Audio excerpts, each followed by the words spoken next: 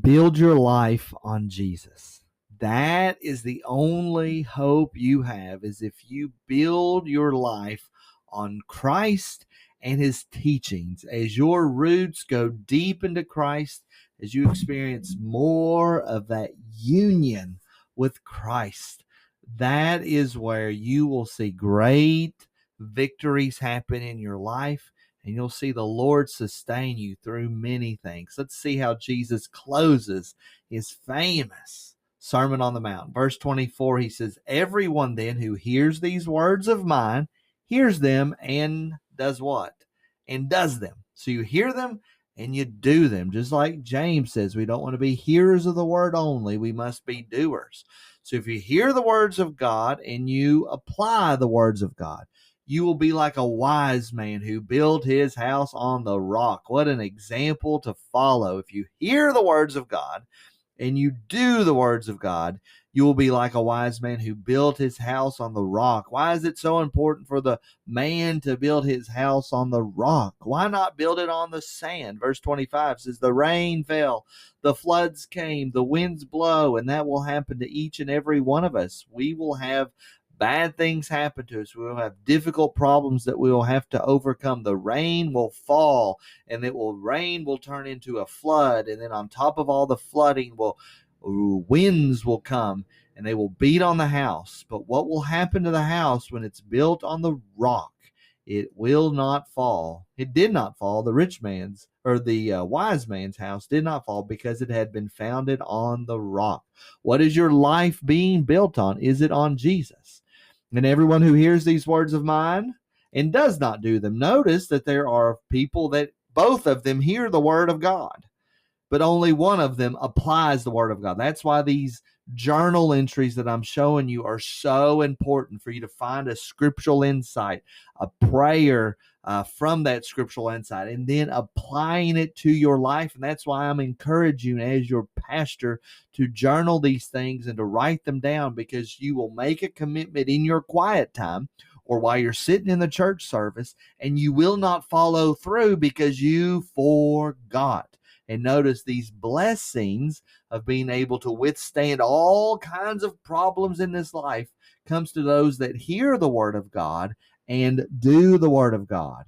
So I encourage you, if you've not started that journaling habit in whatever way, shape, and form you do it, I'm giving you a potential way to do that. Do it so that you can make sure you're not just a hearer, but that you're a doer, and you can review the things that the Lord has told you and go and do them.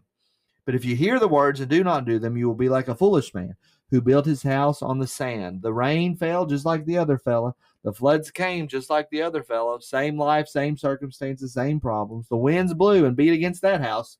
But what happened to that house? It fell, and great was the fall of it. Build your life on Christ by not just being a hearer, but being a doer. Follow that example. And when Jesus finished these sayings, the crowds were astonished at his teaching, for he was teaching them as one who had authority and not as their scribes. Here I talk about journaling. I didn't give you all the journal insight beforehand. The scriptural insight is that we have to do the things that God tells us to do. We should not just be a hearer, but we should be a doer of the things of the Lord.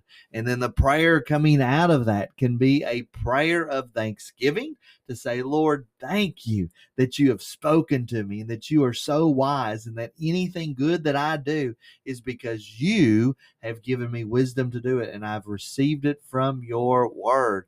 Or it could be a prayer of petition. You could be asking the Lord to help you. Lord, please help me. I want to build my life on you. And there are many things that I leave undone that I should have done every single day. And there are many things that I do that I should not do.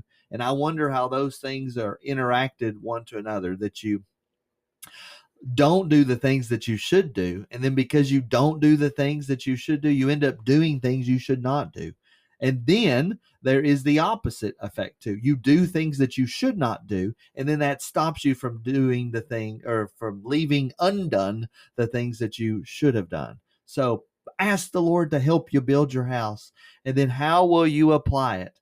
You can say, I'm going to be committed to making this a journaling habit. I am going to write down the things that God tells me in my Bible studies, in my personal worship time, in my quiet time, when I'm at church. And then I'm going to write down the applications in some sort of journal format.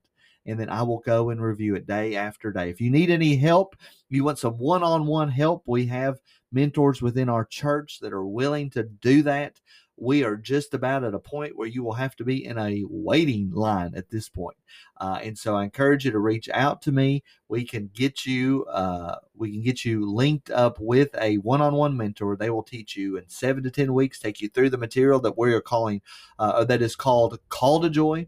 And it will teach you how to do this on your own, teach you in a very wonderful way. Pray that's been a blessing to you all, and I will see you in the next video.